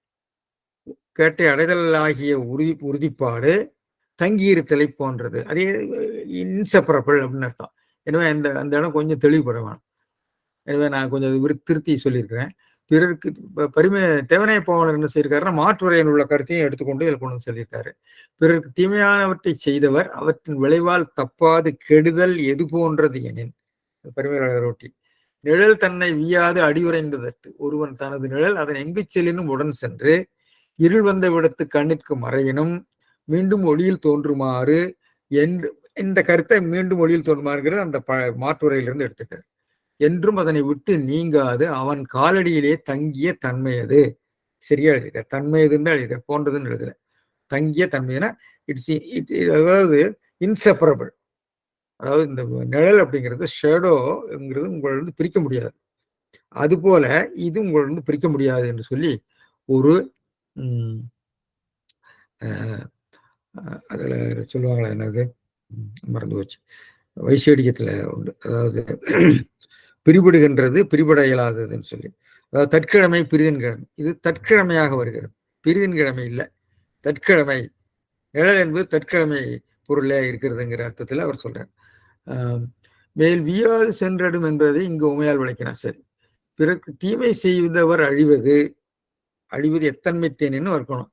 அவரை நிழல் விடாது கால்களின் கீழே தங்கி இருப்பது போலாம். உறுதி. அழிவது தங்கி இருப்பது போலன்னு சொல்ல முடியாது. அழிவது என்ற தன்மை தங்கியிருப்பது போன்ற உறுதி என்று எடுக்க வேண்டும். ஒருவருடைய நிழல் அவருடனேயே ஒன்றியிருப்பதைப் போல தீய செயல்களில் ஈடுபடுகிறவர்களை விட்டு தீமையும் விலகாமல் தொடர்ந்து ஓடிக்கொண்டிருக்கும். இது கலைஞர் வந்து ஓரளவுக்கு தற்கால பொருளை அதை கொண்டு வந்திருக்காரு. ஏன்னா இது நம்ம ரீஃப்ரேஸ் பண்ணோம்னா, தீய செயல்களை செய்தவர் கேட்ட அடைதல் எப்படிப்பட்டது எனில் ஒருவருடைய நிழல் அவனை விடாமல் வந்து அடியில் தங்கியிருத்தல் எப்படி நிலையானதோ அப்படிப்பட்டது. இட்ஸ் பெர்மனன்ட், இட்ஸ் இன்செப்பரபிள், தற்கிழமை என்று நம்ம சொல்ல வேண்டும். எனவே இந்த வாக்கிய அமைப்பு எப்படி இருக்குன்னா, தீயவை செய்தார் கெடுதல் தன்மை, நிழல் தன்னை வீயாது அடியுறைந்த தன்மைத்து, அடி உறைந்த தன்மைத்து. அடி உறைந்தட்டுங்கிறது 3 வகையாக பிரிக்கலாம். ஒன்று அடி உறைந்த அற்று, அடி உறைந்து அற்று, அடி உறைந்தால் அற்றுன்னு 3 நிலையில வரணும். இதை மறுபடியும் மீள ஆராய்ச்சி செய்து இது வந்து வினையச்சத்துக்கு பிறகு வருகிறதா பெயரச்சத்துக்கு பிறகு வருகிறதான்னு பார்க்கணும். ஆனா இந்த திருக்குறள்ல அது பெயரச்சத்துக்கு பிறகு வருகிறதா, தொழிற்பெயருக்கு பிறகு பிறந்தது அற்று, உறைந்தால் அற்றுன்னு சொல்றதை விட உறைந்தது அற்றுன்னு சொல்லலாம்னு தோணுகிறது, அல்லது உறைந்த அற்று என்று சொல்லலாம் பெறுகிறது. அதனுடைய இலக்கண சாத்தியக்கூறுகளை நம்ம ஆராய வேண்டியதாக இருக்கிறது. சரி, வேறுடைய மறுப்புக்கு எப்படி இருக்குன்னா, அந்த அமைப்பு தீயவை செய்தார் கெடுதல் அடியுறைந்த நிழல் தன்னை வீழ்ந்த அற்று, வீழ்ந்த அற்றுன்னு வெளிப்பட்ட அற்றுன்னு அது அப்படி பொருள் இருக்கணும், அப்படி வாக்கிய அமைப்பு இருக்கணும். ஆனால் அப்படி இல்லை. எனவே அதை மறுக்கிறார். உறைந்த அற்றுன்னு தான் இருக்கிறது, வீழ்ந்த அற்றுன்னு இல்லைன்னு மறுத்திருக்கிறார். இவருடைய தர்க்க அமைப்பு பார்த்தீங்கன்னா, இது வந்து ஒரு வகையான எடுத்துக்காட்டு உவமை. இது எடுத்துக்காட்டு உவமைன்னா, இது முழு எடுத்துக்காட்டு உவமை இல்ல. இது வந்து ஒரு வகையான ஒரு பாதி. அதாவது என்ன சொல்றது? அம் அ ஃபேலசி ஒரு ஃபெல்லேசியஸ் எடுத்துக்காட்டு உவமை. அதாவது நாட் கம்ப்ளீட். அது போன்ற ஒரு எடுத்துக்காட்டு உவமை அமைப்பு. போன்றதுன்னா எடுத்துக்காட்டு உவமைன்னு சொன்னா அகர முதல எழுத்தெல்லாம் ஒரு வாக்கியம். அதுபோல இருக்காது. அதிபகம் முதற்றே உலகு. இப்ப அது போலங்கிறது இங்க வந்துருது. அன்று, அற்றுங்கிறது அந்த அது போல என்ற பொருள் தரக்கூடிய பொருள்ல வந்து விடுகிறது. அதனால தான் அத வந்து எடுத்துக்காட்டு போலி என்று சொல்லுவாங்க. அது எப்படி இருக்குன்னு பார்ப்போம். எடுத்துக்காட்டு போலன்னா திருஷ்டாந்த அலங்காரம்னு சமஸ்கிருதத்துல சொல்லுவாங்க. திருஷ்டாந்த அலங்காரம் ஓமையிலிருந்து வேறுபட்டது. ஓமைங்கிறது பால் போல் வெண்மைன்னு சொல்றது ஓமை. ஆனா இது மலையில வந்து நெருப்பு இருக்கிறது. இரண்டால் அங்கே புகை இருக்கிறது. அடுக்கலையில அ தீ இருப்பதை போல என்று ஒரு ஒரு அனாலஜி, ஒரு ஒப்புமை கருத்த சொல்றது. ஒரு கருத்துக்கு இன்னொரு கருத்தை ஒப்புமையாக காட்டுவதுதான் எடுத்துக்காட்டு. இது இங்க எடுத்துக்காட்டு இருக்கிறது. எப்படின்னு சொன்னா, தீவினை செய்தார் கெடுந்தன்மை என்பது பிரிக்க முடியாத தன்மையாகிய உறுதி. மேற்கோள் அதான் that is a proposition. It is a fact. It's permanent. The perishing of the evil doers is permanent. It is என்ன சொல்றது? பிரிக்க முடியாது. இன்செப்பரபிள். எப்படின்னா அதுக்கு ஏது என்ன? தீவினையானது வீயாது பின் சென்றிடும். தட் இஸ் ஏது ஹேது. அதுக்கு காரணம் தீவினையானது வீயாது பின் சென்றிடும். ஏனென்றால் தீவினை செய்வது கெடுதல் என்பது உறுதி. ஏனென்றால் தீவினை எப்பவும் பின்னாடி சென்று அவனை அழிக்கும். எப்படி அதுக்கு எடுத்துக்காட்டு என்ன? நிழல் தன்னை வீயாது அடியுறைந்த தன்மையை போன்றது. நிழல் ஒருவனுடைய அடியின் கீழ் நீங்காமல் அங்க இருக்குது. இருட்டாக இருக்கும்போதும் இருக்கிறது. வெளிச்சம் வரும்போது தெரிகிறது. வீயாது அடியுறைந்த தன்மையை போன்றது. இது வந்து தவிர்க்க முடியாதது தன்மையை போன்றதுன்னு சொல்லி இது வந்து ஒரு எடுத்துக்காட்டு உவமையாக இது அமைகிறது. அதனால இதை வந்து அந்த போன்றுன்னு வந்ததுனால இது வந்து ஓம உருவு வெளிப்படுறதால் இது ஓமை ஆயிற்று. ஒரு ஓமையை போல ஆயிடுச்சு. இது பயன் ஓமை. இது பயன் ஓமை. அதாவது அழிவது உறுதி என்ற பயன். ஆனால் இது தர்க்க எடுத்துக்காட்டும் ஆயிற்று. அற்று என்ற சொல் வெளிப்பட்டதால் எடுத்துக்காட்டு போலி ஆயிற்று என்று நம்ம விளக்கலாம். ஏது முதற்குரலில் உட்கொண்டது. ஏது வந்து முதல் குரலிலேயே இருக்கிறது. ஏது என்னன்னா தீவை செய்தார் கெடுதல் ஸ்பெர்ம. அதான் ஏது. வியாது எம்பின் சென்றிட. இரு குரலும் தொடர்நிலையாக அமைகிறது. இது போன்ற குலகம் என்ற தொடர்நிலை அமைப்பு சில அதிகாரங்களில் உண்டு. அதிகாரம் முழுக்கும் ஒரு துறநிலை என்றும் கொள்ள வேண்டும். பயனோமை வெளிப்பட்டு வருத்தும் என்பது இதுக்கு அர்த்தம். வெளிப்பட்டு வருத்தும் என்பது வேறுரை. வேறுரையில சொல்றாங்க. இது வந்து அந்த அழிவு கூடவே இருக்கிறது என்பது மட்டும்தான் குறிக்குது. வருத்தும் என்கிற பொருள் இல்லை. கூடவே இருக்குது. அழிக்குங்கிறது அதில் வந்து விடுகிறது. எனவே கெடுதல் உறுதி என்பதுதான் பயன். பயன் என்பது உமையின் விளக்கம். இது வாக்கிய அமைப்புக்கு ஏற்ப அமைய வேண்டும். கெடுதல் என்பது கெடுதல் தன்மையை குறிக்கும் ஆகுவேர். கெடுதல் தன்மை. கெடுதல்னா நாட் கெடுதல் மட்டும் இல்லை, கெடுதல் தன்மை. தன்னோடு வேறுபாடின்றி இருந்து வெளிப்படும் உறுதியான தன்மை. இதை வந்து வேறுபட வந்த ஓம தோற்றம், மறுபொருள் ஓமை அப்படின்லாம் சொல்லுவாங்க. நான் முன்பே சொன்னேன் எப்படி வந்து இந்த ஓமைக்கு உரிய பொருளை விளங்கிக் கொள்வது அந்த பொருள் பொருத்தமுறை அமைய வேண்டும் என்று நாம் விளக்கணும். எனவே சொல்லடைவில் பார்த்தீங்கன்னா தீயவை பிறருக்கு தீவனை செய்தார் பெயர் கெடுதல் தாம் கெடுதல் தன்மை ஆகுபெயர் தொழிற்பெயர். ஆனால் அது வந்து மெட்டானமிக்கலி தி நேச்சர் ஆஃப் பெரிஷிங் அப்படின்னு எடுக்கணும். சரி, நிழல் ஒருவன் நிழல் நெடிதாக போயும் தன்னை அவன் தன்னை வீயாது விடாது வந்து அதான் நீங்காது. விடாது வந்து நீங்காதுன்னு அர்த்தம். அடியின்கண் அதுக்கு முதல் திருக்குறளே அதுக்கு எடுத்துக்காட்டு சொல்லிட்டாரு. அடியின் உறைந்ததற்று தங்கிய தன்மை உறைந்தாலற்று உறைந்ததற்று உறைந்தாற்றுன்னு 3 வகை நம்ம இது பண்ணலாம். அது நம்ம அற்று என்பது குறிப்பு நமட்டாக இருக்கிறது. ஓம உருவாகம் விளக்கம் சொல்வார்கள். நம்ம ஆராய வேண்டும். நான் முன்பே சொல்லிட்டேன். இந்த பறவையும் நிழலும் போல புழக்கன்று தாயை நாடிக்கோடல் போல வினையை அனுபவித்துத்தான் தெரிய வேண்டும், எச்சரிக்கையாக இருக்க வேண்டும் என்று சொல்லியிருக்கார். அடுத்த 2 திருக்குறளில் அதுக்கு நீ எப்படி இருக்க வேண்டும் என்று சொல்லியிருக்கிறார். இது தவிர்க்க முடியாது. தன்னைத்தான் காதலனாயின் துன்னற்க தீவனைப்பால் அருங்கேடன் என்பது அறிக மருங்கூடி தீவனை செய்யானின். எனவே இந்த தீவனைகள் செய்யாமல் இருந்தால் நீ தப்பித்து கொள்ளலாம் என்று அடுத்த 2 திருக்குறள் அதுக்குரிய தீர்வையும் சொல்லியிருப்பார். இப்படி இந்த திருக்குறளை நாம புரிந்து கொண்டு இதோட நம்ம இந்த உரையை நிறைவு செய்யலாம் என்று நினைக்கிறேன். நன்றி, வணக்கம். திருப்பதியில போய் மொட்டையான எல்லாம் திரும்பி பார்க்க மாதிரி எங்க இருந்து எங்க வந்து சேர்ந்தீங்க? அமெரிக்கால இருந்து தமிழ்நாடா, தமிழ்நாட்டுல இருந்து அமெரிக்காவா? தமிழ்நாட்டுல இருந்து அமெரிக்காவுக்கு வந்து சேர்ந்துட்டேன். ஐயோ, இப்ப அங்க இருக்கிற நண்பர்கள் எல்லாம் ரொம்ப வருத்தப்படுவாங்களே, நீங்க இந்த மாதிரி நாட்டு விட்டு நாடு போயிட்டீங்கன்னு. அப்படி இப்பதான் உங்களை எல்லாம் பார்க்க முடிகிறது. இப்படி ஒரு இணைப்பு இருக்கிறதுனால நேர்ல பாக்குறது, அதாவது இந்தியாவில் இருந்து பார்ப்பதை போலவே இங்கிருந்து பார்க்க முடிகிறது உங்களையும் மற்ற நண்பர்களையும். அதுதான் இங்க ஐயன் திருவள்ளுவர் சொல்லிட்டாரு, புணர்ச்சி பழுகுதல் வேண்டாம், உணர்ச்சி தான் நட்பாம் கிழமை தரும், இல்லையா? நன்றிங்கய்யா, ரொம்ப மகிழ்ச்சி. நீங்க வந்த 2 நாள்ல இப்படி அமெரிக்கா வந்த 1 வாரமாவது உங்களுக்கு அந்த இரவு பகல் ஆமா, இரவு பகல் இன்னும் இரவு பகலற்ற வெளியில வருவது தாய்மானவர் பாடுறாருல்ல, காரிட்ட கருவறை உள்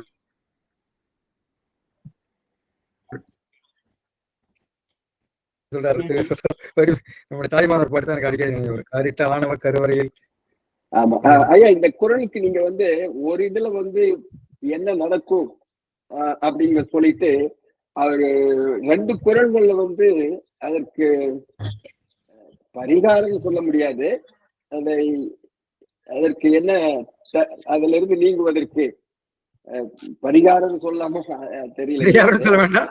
அது எச்சரிக்கை, எப்படி எச்சரித்துக் கொண்டு எப்படி அது வராமல் காப்பது.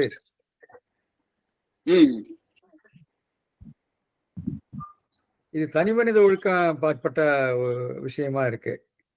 ஏன்னா இது ரொம்ப பிறருக்கு தீங்கு செய்வது என்பதுங்கிறது நம்ம எதேச்சையாக தெரியாமல் செய்யறதுங்கிறது வேற, திட்டமிட்டு செய்வது. பாத்தீங்கன்னா வந்து நம்ம இந்த சூன்யம் வைக்கிறது, பில்லி சூன்யம் வைக்கிறது, அப்புறம் சத்ரு சம்ஹார யாகம் பண்றது நல்லா இருக்குது பாருங்க. இந்த கருத்தாக்கத்துக்கு மாறான ஒரு கருத்தாக்கம் இது.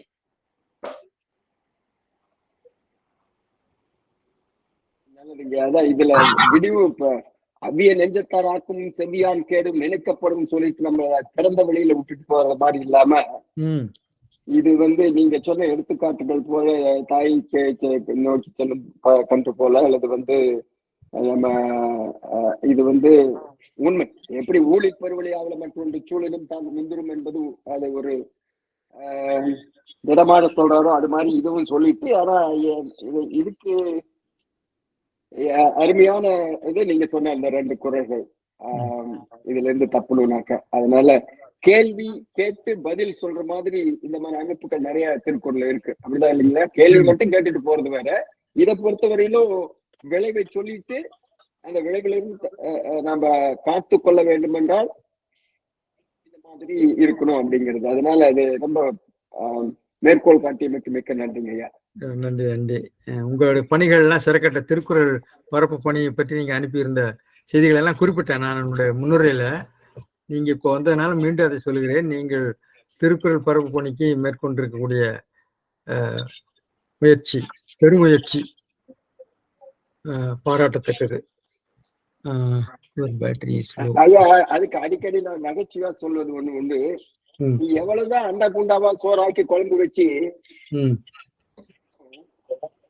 வந்து பசியோட இருக்கவங்களுக்கு கொடுத்தால் வழியே அது எல்லாமே பயனற்ற கடல்ல தான் தூக்கி போடணும் அல்லது கெட்டு போகும். அது போல இப்ப திருக்குறள் சார்ந்த கருத்துக்களை இளையோர் மனதில் 15 வயதுக்கு வருவதற்கு முன்னாடியே நம்ம விதைக்கணும் அப்படிங்கிற நோக்கத்துலதான் அரசாணையை ஒட்டிய சுற்றறிக்கையை ஒட்டிய வந்து ஒரு முயற்சிங்கய்யா. இப்ப 38 மாவட்டங்கள்ல ஒரு மாவட்டத்துக்கு 10 பள்ளிகள் வீதம். ஒரு நிமிஷம் நான் அந்த இதை இணைப்படுத்தி வர்ற மின்சாரம் ரொம்ப குறைந்து விட்டது. சரிங்கய்யா, சரிங்க, நல்லது. அதான் மற்ற நண்பர்களுடைய கவனத்துக்குங்கய்யா, எப்படியாவது பள்ளிகள்ல வந்து இப்ப மனப்பாடம் பண்றது ஒரு 1000 பேர் இருந்தாலும் கூட இது 20 ஆண்டுகள்ல அதை பொருளை புரியாமல் மனப்பாடம் பண்றதுனால வந்த அதை வந்து தடுக்கணும் அப்படிங்கிற மாதிரி தான் இந்த தடுக்கணும்னாக்கா அதை உணர வைக்கணும் அப்படிங்கிற நோக்கில் இப்ப நாளைக்கு கூடங்க ஒரு 4-5 லட்ச ரூபாய் செலவுல நாமக்கல்ல வந்து திருக்குறள் குரலும் பொருளும் அப்படிங்கிற நிகழ்வுலாம் நடக்குது. அதனால நன்றிங்க. சொல்லுங்க. மிக்க நன்றி. பொதுவாகவே வந்து 15 வயதுக்கு முன்னாடி அந்த திருக்குறளை உணர வேண்டும் என்ற நோக்கில இருக்கிற முயற்சிங்க. பள்ளிக்கூடங்கள்ல வந்து மனப்பாடம் முற்றுதல் அந்த மாதிரி எல்லாம் இருந்தாலும் கூட நீங்க 10வது படிக்கிற பையனை கூட நீங்க வந்து குடம் நாடு குற்றம் நாடி அவற்றுள் மிக நாடு மிக்க குழந்தை என்ன பொருள்லாம் அதெல்லாம் தெரியாதுங்க, மனப்பாடம் பண்ணிட்டோம். அப்படிங்கிற நிலைதான் இருக்கு. அதனாலதான் இந்த மாதிரி முயற்சிகளையா நடக்கட்டும். அது பல துறைகள்லயும் அதை செய்யணும். ஒரு அடையாளம். திருக்குறள் வந்து தமிழர்களுடைய அடையாளம், மனித குலத்தினுடைய அடையாளம். அதை வந்து இளவல்களுக்கு எடுத்து செல்றதுதான் நம்ம எல்லாரும் நம்மளால முடிஞ்ச உதவி பண்ணணும் அப்படிங்கிறது இல்லையா? நன்றி. பல மொழிபெயர்ப்புகள்லாம் செய்யறாங்க. செம்மொழி நிறுவனத்துல நிறைய மொழிபெயர்ப்புகள் செய்யறதாக பத்திரிகையில செய்தி பார்த்தேன். நல்ல முயற்சிகள் ஒரு துறையில நடக்கட்டும். வரவேற்போம்.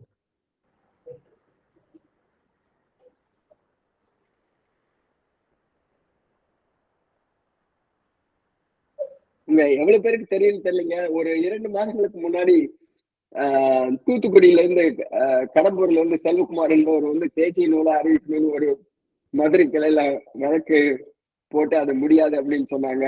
ஏன்னா பல மொழி பேசுபவர்கள் இருக்கிறார்கள், பல மதத்தினர் இருக்கிறார்கள், அதனால இந்தியாவின் தேசிய நூலாக அது அறிவிக்கப்பட முடியாது அப்படின்னு சொல்லிட்டு வழக்கு மன்றத்துல முதல் கட்டத்திலேயே அதை தள்ளிட்டாங்கன்னு வச்சுக்கோங்களேன்.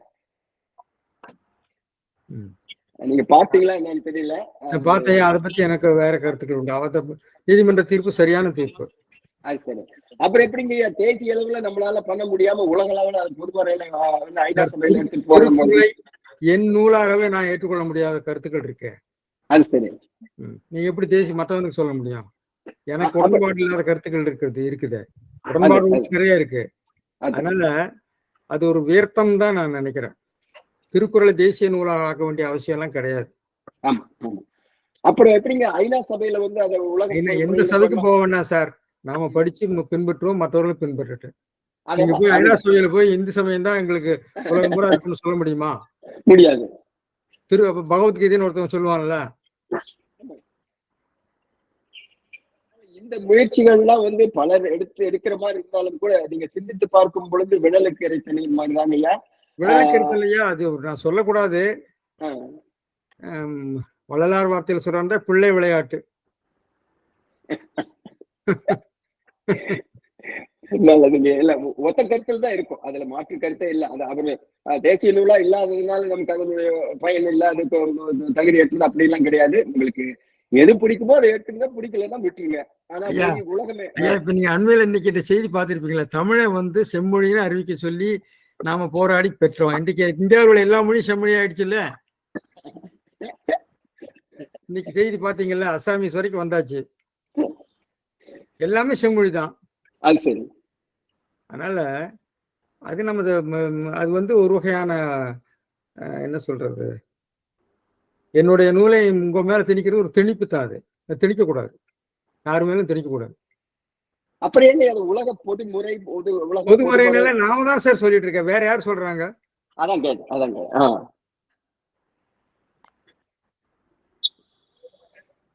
என் தாய் எனக்கு பெரியவள், அது மாதிரி ஒருத்தருக்கு அவ தாய் பெரியவள் தானே. அதனால இப்ப நாம் மற்றவர்கள் படிச்சு அதை படிக்கிறதுனால நமக்கு என்ன பெருமை வந்துட போகுது? நமக்கு நம்ம முன்னேறதுக்கு பார்ப்போம், அவ்வளவுதான். தமிழ்நாட்டிலேயே திருக்குறள் பள்ளிகள்ல கொடுத்துட்டு போக முடியலனாக்க நம்ம போய் மற்றவங்களுக்கு மற்ற மொழிகள்லயோ அல்லது இதையோ வந்து ஒரு மன நிறைவுக்காக பண்ணலாம் மொழியே, அது வந்து செய்து வைத்த உணவை சாப்பிடறதுக்கு முடியாத மாதிரிதான் இவ்வளவு கருத்துக்கள் இருந்து. அதனால நன்றிங்க உங்களுடைய கருத்துக்கு. அது பல பேரும் அதை நீங்க சொன்ன மாதிரி ஒட்டின்னு சொல்லுவாங்க, வெட்டின்னு சொல்லுவாங்க. எதுவாக அறிவிக்க வேண்டிய அவசியம் இல்லைங்கிறார். திருக்குறளை தேசிய மொழியா அறிவிக்கணும் அவசியம் இல்லை. அவன் படிச்சுட்டு போறான், நல்ல பிரின்சிபல் தானே இல்லையா? அத திணிக்கிறாப்புல இருக்காது. ராமானுஜ சார் ஏதோ சொல்ல போறாரு, சொல்லுங்க.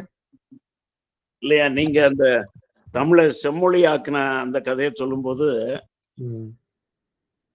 திருக்குறளை வந்து தேசிய நூல் அப்படின்னு அறிவிச்சுட்டா திருக்குறளுடைய பயன் எல்லாருக்கும் போய் சேர்ந்துருமா?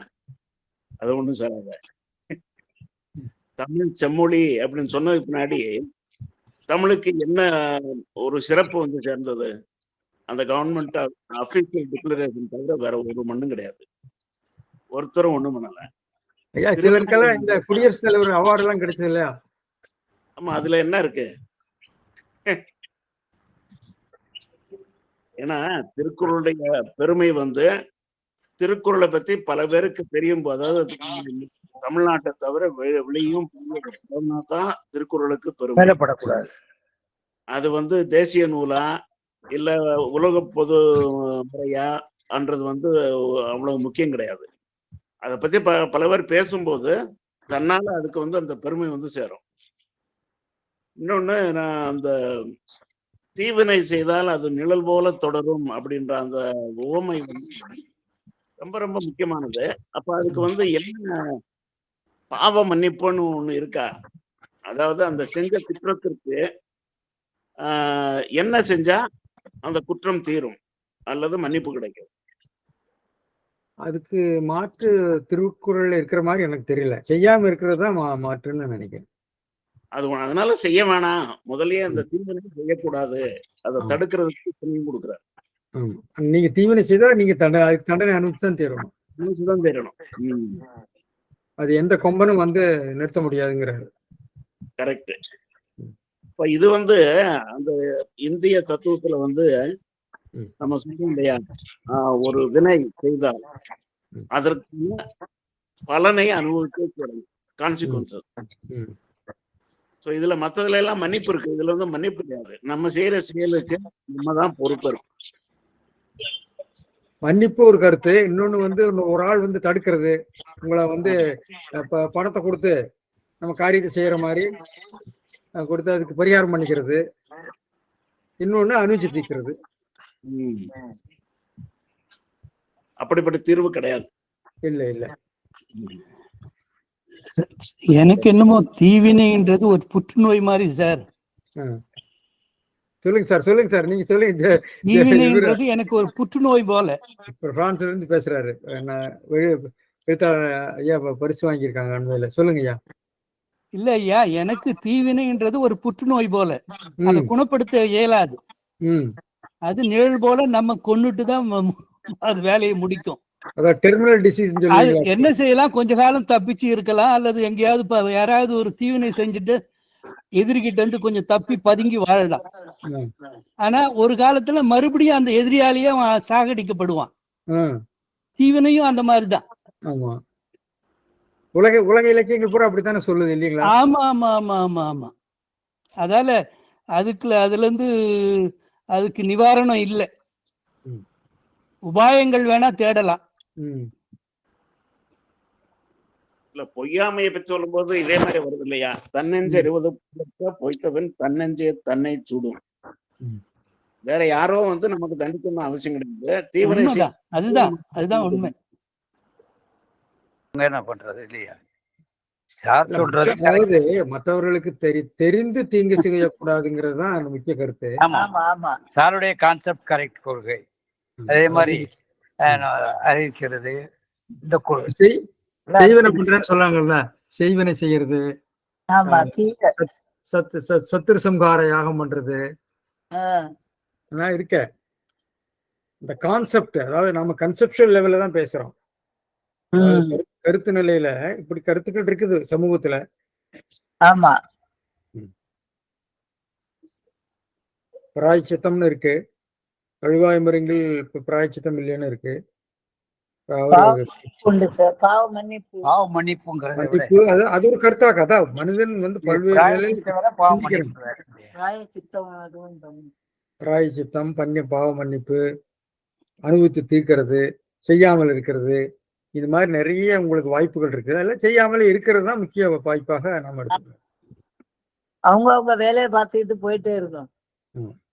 அதுதான் சார் சொன்னாரு, ஊத்தக்கூடாது நம்ம கருத்தை, அதை அப்படியாக்கு இப்படியாக்குன்ட்டு. அதுக்குள்ள தனிச்சிறப்பு எப்போதுமே உண்டு.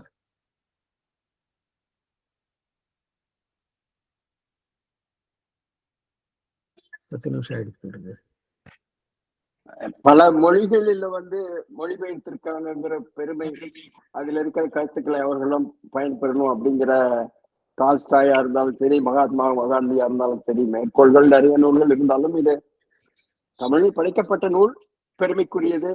இது வந்து வாழ்வியல் நூல், இளைய தலைமுறையும் கடைபிடிக்க வேண்டும், எல்லோரும் கடைபிடித்து வாழ்வில் பயன்பெற வேண்டும் அப்படிங்கிறதானுங்கய்யா. போய் கீழே விழுந்தாக்கா நெருப்புக்குள்ள கூட்டா கை விட்டுணும், அப்படியா அதை நேத்து கூட நான் விட்டு பார்த்தேன். ஏப்பா நெருப்புக்குள்ள விட்டா கை சுட்டு போயிடும் தெரியும். அது போலதான் இவங்க வாழ்வியல் கருத்துக்கள் அவங்க சொல்லி இருக்கிறதுனால, அதனால நீங்க சொன்ன மாதிரி தாங்க வேண்டியவர்கள் அதுக்கு பெருமை ஒன்றும் சேர்க்க வேண்டாம். அதுல இருக்கிறத பயன்படுத்தி வாழ்க்கையில பயன் பெற்றால் சரி, அவ்வளவுதானுங்கய்யா. அது எந்த மொழியில என்ன, எந்த தமிழில் எழுதப்பட்டது, பல மொழிகளில் மொழிபெயர்க்கப்பட்டது. பன்னெடுங்காலமாக அதை வந்து பல நாட்டார்களும் பார்த்து அதனுடைய கருத்துக்களை உள்வாங்க இருக்காங்க அப்படிங்கிற ஒரு பெருமைதான். நன்றிங்கய்யா. நன்றி. கேள்வி இல்லைன்னா முடிச்சிடலாம்ல? முடிச்சிடலாமாங்க சார்? ஐயா பால்ராஜ் ஐயா. சொல்லுங்க பால்ராஜ். ஐயா, இந்த 8வது குறள் தீயவை செய்தார் கெடுதல் நிழற் தன்னை ஈயாது அடி உரையின் தற்று, அதுல பரிமேலழகர் வந்து அந்த அடி உரை, அந்த உரைகளை வல்லினர் அகரம் பயன்படுத்தி இருக்காரு இல்லைங்கய்யா? ஆமா. மற்ற சில நான் இப்ப இந்த அயோத்தாசர் உரையெல்லாம் பாக்குறேன், அது இளையனர் அகரம் இருக்குங்கய்யா உரை. அது அச்சுப்படையா இருக்கும். யாரோ பின்னாடி அச்சு போட்டு அவர் அதுக்கு பொருள் ஏதாவது சொல்லியிருக்காரா? அதுக்கு ஒரு பொருள் என்ன சொல்லியிருக்காருன்னா, அவரு உரை பென்றுன்னா தனது பாதத்தை தொடர்ந்து நிற்பது போல் இருக்கும் அப்படின்னு தான் சொல்லியிருக்காருங்கய்யா. அப்ப அதுதானே, அது அதை தொடர்ந்து அதே கருத்தா. அப்ப யாரோ அச்சுப்படையா இருக்கும்னு நினைக்கிறேன். ஐயாவுடைய புத்தகத்தை அச்சு போட்டவங்க தப்பா போட்டுருக்கலாம். ஆனா அவர் பொருள் சரியா எழுதியிருக்காரு. இந்த பொருள் தான் எழுதியிருக்காரு. ஆமாங்கய்யா. உரைதல்னா தங்குதல் அப்படிங்கிற பொருள் தானே எழுதியிருக்காரு. அது தொடர்ந்து நிற்பது இருப்பது போலதான் உரைதல் தான் எழுதியிருக்காரு. ஆனா உரைதல்னு யாரோ இடையனத்தை போட்டு பாடம் அச்சுப்பழையா இருக்கும். அச்சுப்பழையா நிறைய வரும். நிறைய அச்சுப்பழை இருக்கு திருக்குறள் பதிப்புகள்ல. நீங்க வந்து பல பதிப்புகள்ல அச்சுப்பழையும்